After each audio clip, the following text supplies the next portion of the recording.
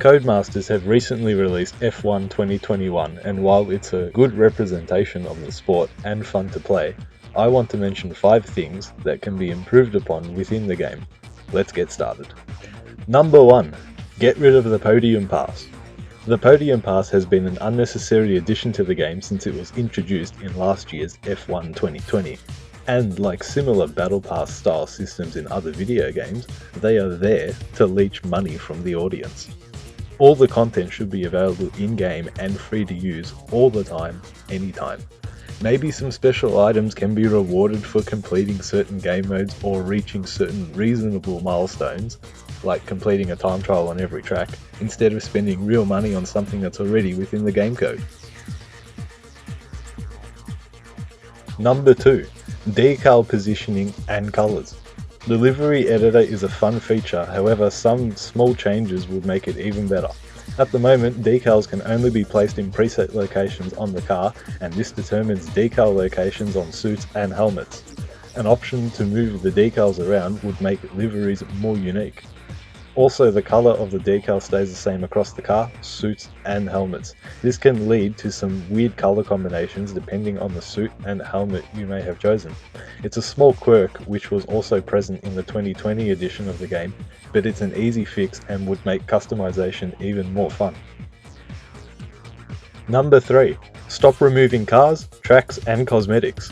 Video games which are released yearly often use the same game engine and recycle content, and since the F1 games fall into this category, it would be easy to carry over tracks and cars from previous games.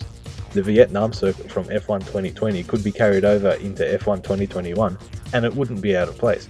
Even the cars from 2020 are already in the game's Breaking Point story mode.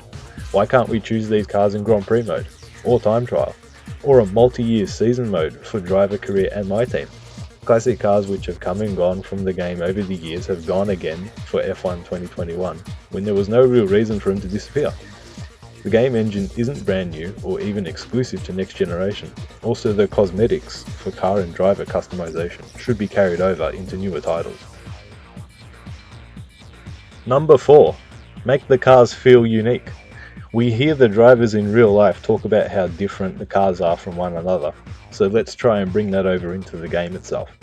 The first F1 game I played was F1 98 on PS1, and that had stats for all the cars.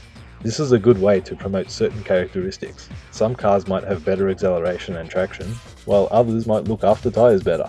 This small addition would help people playing the game try and notice differences in the cars, even if they are minor.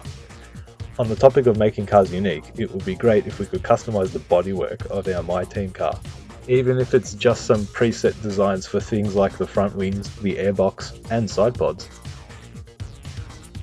Number 5. Interactive pit stops. Pit stops in Formula 1 are crucial, and races can be won or lost in the pit lane. Codemasters F1 titles offer little when it comes to making a difference at the pit stops, limiting you to braking on pit entry and leaving your pit box. F1 Championship Edition on the PS3 added more interactivity with the pit stop itself, making the player time button inputs for tyres and fuel. This would be a cool addition to the Codemasters titles.